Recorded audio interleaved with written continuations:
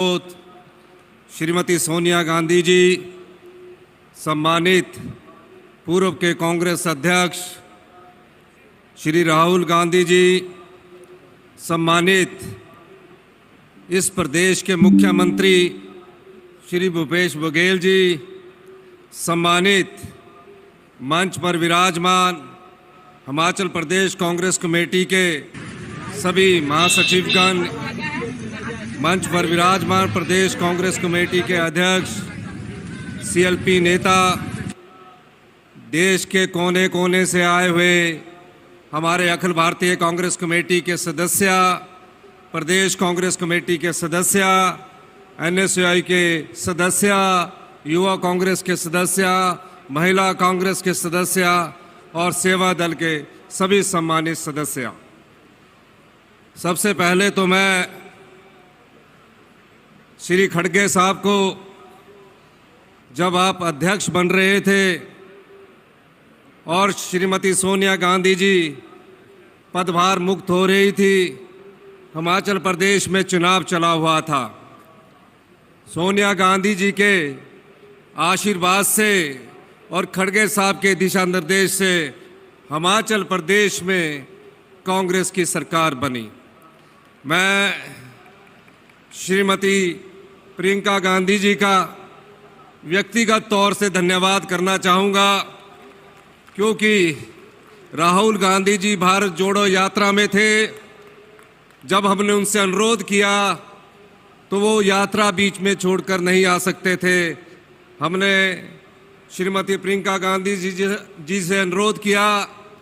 प्रियंका जी ने कहा, मैंने कहा, हमारे सभी कांग्रेस जनरल, जिसमें प्रदेश की अध्यक्षा भी थी, सबने श्रीमती प्रियंका गांधी जी से अनुरोध किया कि आपका पूरे हिंदुस्तान में कहीं कोई घर नहीं है, आपका हिमाचल प्रदेश की राजधानी शिमला में घर है, आप कृपया करके इस चुनाव प्रचार में हमें दिशा दीजिए।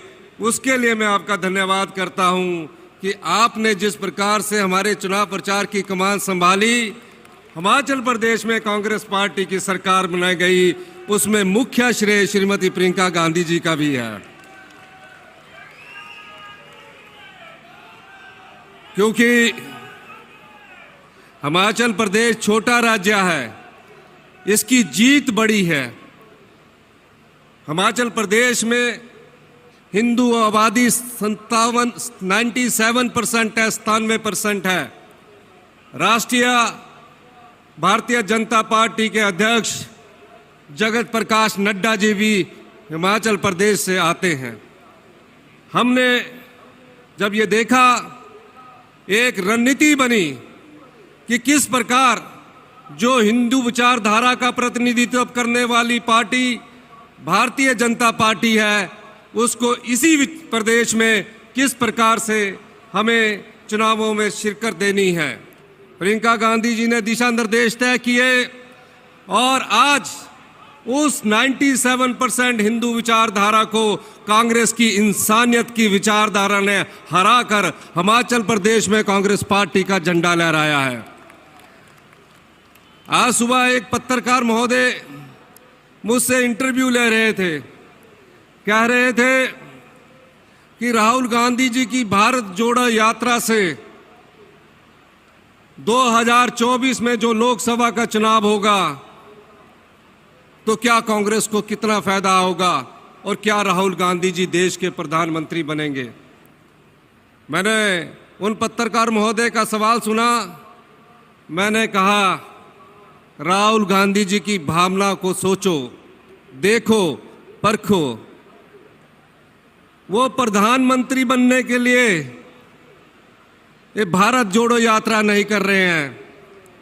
उनके परिवार ने तो इस देश को प्रधानमंत्री दिए हैं। और जब राहुल गांधी जी अगर प्रधानमंत्री बनना चाहते तो 2009 में जब श्री मनमोहन सिंह जी ने, डॉक्टर मनमोहन सिंह जी ने उनसे कहा था, आप आइए और आप प्रधानमंत्री की कुर्सी का पद संभालिए, तो उन्होंने कहा, नहीं, मैं प्रधानमंत्री का कुर्सी का पद नहीं संभालूंगा, मैं कांग्रेस पार्टी की सेवा करूंगा। ये तो वो परिवार है जब सोनिया गांधी जी को दिल्ली के सेंट्रल हॉल में लाखों एमपी संसद सदस्य कह रहे थे कि आप उठिए, देश के प्रधानमंत्री की कमान संभालिए। उस समय सोनिया गांधी जी ने सिर्फ ये कहा कि मुझे एक रात सोचने का वक्त दीजिए। देश का सबसे बड़ा लोकतंत्र और उस देश की प्रधानमंत्री का जो उनको सहयोग था कि मुझे प्रधानमंत्री बनना चाहिए, नहीं बनना चाहिए, आप याद कीजिए कि उस रात मैडम सोनिया गांधी के मन में किस प्रकार के विचार आ रहे होंगे। क्या मैं इस देश की प्रधानमंत्री बनूं? लेकिन अगले दिन आकर उन्होंने बड़ी विनम्रता से कहा कि मैं इस देश के सभी सांसद सदस्यों का सम्मान करती हूं, मैं हिंदुस्तान के कांग्रेस कार्यकर्ताओं और आम जन की भावनाओं का सम्मान करती हूं, मैं इस प्रधानमंत्री के पद का त्याग करती हूं, मैं कांग्रेस पार्टी की अध्यक्षा के रूप में इस देश की सेवा करूंगा। तो जो लोग ये सोचते हैं कि सिर्फ कांग्रेस पार्टी सत्ता हासिल करने के लिए, सत्ता में रहने के लिए आंदोलन करती है, यात्राएं करती है, राहुल गांधी जी उसके प्रेरणा स्रोत है। क्या जरूरत पड़ी थी राहुल गांधी जी को कि 3,500 किलोमीटर की यात्रा वो कन्याकुमारी से कश्मीर तक करे? आज जब हम पक्की सड़क पर चलते हैं तो 10 किलोमीटर बाद भी पैरों में छाले पड़ जाते हैं, चलने की क्षमता खो जाती है। वो तो देश के प्रधानमंत्री के बेटे हैं थे, वो देश के पूर्व प्रधानमंत्री श्रीमती इंदिरा गांधी के पोते थे। क्या जरूरत पड़ी? क्यों चले वो अगर देश के प्रधानमंत्री बनना चाहते तो 2009 में बन जाते। नहीं, उनकी भावना और उनकी सोच को हम सब कांग्रेस सलाम करते हैं कि उनके मन में सोच आई कि इस समाज में इंसानियत कमजोर होती जा रही है, हिंदुस्तान के समाज में भाईचारा कमजोर होता जा रहा है।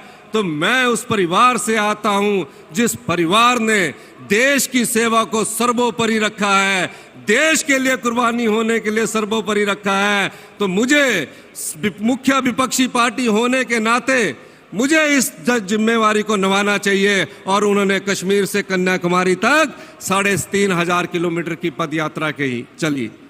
मैं राहुल गांधी जी की भावना की इस बात के भी लिए कदर करता हूं कि मैं एक सामान्य कार्यकर्ता हूं, एनएसयूआई की राजनीतिक जीवन से आगे आया। राजीव गांधी जी ने मुझे एनएसयूआई का राज्याध्यक्ष बनाया और जब हमें राज्याध्यक्ष बनाया उस समय देश के युवाओं को एनएसयूआई की मांग पर, राष्ट्रीय छात्र संगठन की मांग पर, इस लोकतंत्र की मजबूती के लिए 18 साल का वोट देने का अधिकार राजीव गांधी ने इस देश के युवाओं को दिया। ये क्यों दिया? ताकि देश का लोकतंत्र मजबूत हो। उसी समय इस देश की राजनीति में एक महत्वपूर्ण परिवर्तन आया, जहां महिलाएं, उस समय के जो नेता हैं यहां मंच पर बैठे होंगे, लंबा घूंघट पहने रहती थी। राजीव गांधी जी ने 73वां और 74वां संशोधन करके महिलाओं को पहले उसमें 73वें और 74वें संशोधन के माध्यम से 33% का आरक्षण किसी पार्टी की नेता और किसी पार्टी के नेता ने दिया, वो राजीव गांधी जी थे। उसके बाद श्रीमती सोनिया गांधी जी के अथक प्रयासों से पंचायती राज संस्थाओं में आज महिलाओं को 50% का आरक्षण किसी पार्टी की सरकार ने दिया। वो डॉक्टर मनमोहन सिंह जी की सरकार थी, श्रीमती सोनिया गांधी जी की सरकार थी। ये बदलाव समाज में परिवर्तन के बदलाव है। ये बदलाव इस देश में नई सोच का बदलाव है। मैं अंत में सिर्फ इतना कहना चाहता हूं, आज एक सामान्य परिवार से राजनीति करके मैं मुख्यमंत्री की कुर्सी पर पहुंचा। हमने वादा किया था, प्रियंका गांधी जी एक छोटे से डेपुटेशन के पास हमारे सरकारी कर्मचारियों के पास गई और कहा, अगर कांग्रेस की सरकार हिमाचल प्रदेश में बनती है तो जिन सरकारी कर्मचारी व अधिकारियों ने हिमाचल प्रदेश में विकास की गाथा लिखी है, उन सरकारी कर्मचारियों एवं पेंशनों को एवं अधिकारियों को हम ओल्ड पेंशन स्कीम देंगे। हमारी पहली कैबिनेट हुई, हमें पता था देश में भारतीय जनता पार्टी की सरकार है, 8,000 करोड़ रुपया हमारा उनके पास फंसा है। हमने बजट का प्रावधान करवाकर जिन सरकारी कर्मचारी और अधिकारियों ने इस देश में और इस प्रदेश की विकास गाथा लिखी, उनको हमने ओल्ड पेंशन स्कीम का तोहफा दिया ताकि वो 60 वर्ष के बाद अपनी सामाजिक सुरक्षा को मजबूत कर सके। ये हमारी सरकार की कमिटमेंट थी। अंत में मैं एक बात कहना चाहता हूं, हमारी बहुत महान विचारधारा है, हम विचारधारा से जुड़े हुए लोग हैं। जब देश में सुई तक नहीं बनती थी, देश ने 6 प्रधानमंत्री दिए। इस देश में जब देश आजाद हुआ, सुई तक नहीं बनती थी, और पंडित जवाहरलाल नेहरू जी की सोच से बड़े बड़े बांध बड़े, भाखड़ा बांध उसका सबसे बड़ा सबूत है। जब हम कांग्रेस पार्टी की विचारधारा की बात करते हैं और सामने रहने वाली भारतीय जनता पार्टी की विचारधारा को देखें, देश को बनाने की जरूरत पड़ी, कांग्रेस पार्टी के नेताओं ने बलिदान दिया। कांग्रेस पार्टी ने देश की एकता और अखंडता के लिए अपने प्राणों का बलिदान दिया। श्रीमती इंदिरा गांधी ने एक सुबह का नाश्ता करके जब वो घर की चौखट से बाहर निकली, उन्हें ज्ञान भी नहीं होगा कि देश के आतंकवादी उनके छाती में 36 गोलियां दाग देंगे। उनके मुंह से सिर्फ एक शब्द निकला, जय हिंद। राजीव गांधी जी देश की राजनीति में नहीं आना चाहते थे, उन्हें कांग्रेस जनों ने देश की राजनीति में लाया, और जब 5 साल बाद देश के आतंकवादियों ने उन्हें बम से उड़ा दिया, किसी को यह ज्ञान नहीं था उनका धड़ कहां गिरा, उनका सिर कहां गया। ये वो राजनीतिक परिवार है जिन्होंने देश की एकता और अखंडता के लिए बलिदान दिया। भारतीय जनता पार्टी का एक भी नेता बता दीजिए जिन्होंने देश की आजादी के बाद इस देश की एकता और अखंडता के लिए बलिदान दिया। यही छत्तीसगढ़ शहर है जहां हमारे पीसीसी प्रेसिडेंट ने, सीएलपी लीडर ने, उन्हें नक्सलवादियों ने बम से उड़ा दिया। वो सिर्फ देश की एकता और अखंडता के लिए अपने प्राणों का बलिदान करते गए। ये वो कांग्रेस पार्टी है जिसका इतिहास बलिदानों से भरा पड़ा है। ये वो कांग्रेस पार्टी है जिसका इतिहास त्याग से भरा पड़ा है। हमें इस बलिदान और त्याग के इतिहास को साथ लेकर आगे बढ़ना है, और भारतीय जनता पार्टी की जो जन विरोधी नीतियां हैं, जो देश को बांटने वाली नीतियां हैं, उसका जवाब 2024 में हम तभी दे सकते हैं जब हम अपनी विचारधारा को सशक्त करके आगे बढ़ेंगे। इन्हीं शब्दों के साथ मैं एक बार फिर से आपका बहुत बहुत धन्यवाद करना चाहता हूं, और अंत में खड़गे जी को एक बात कहना चाहता हूं कि आपके अध्यक्ष बनने के बाद हिमाचल प्रदेश में कांग्रेस ने जीत हासिल की है। ये नई दिशा और नई राहें तय करेगी। बहुत बहुत धन्यवाद। जय हिंद, जय भारत। राजनीतिक प्रस्ताव का समर्थन करेंगे राज्यसभा के सदस्य बिहार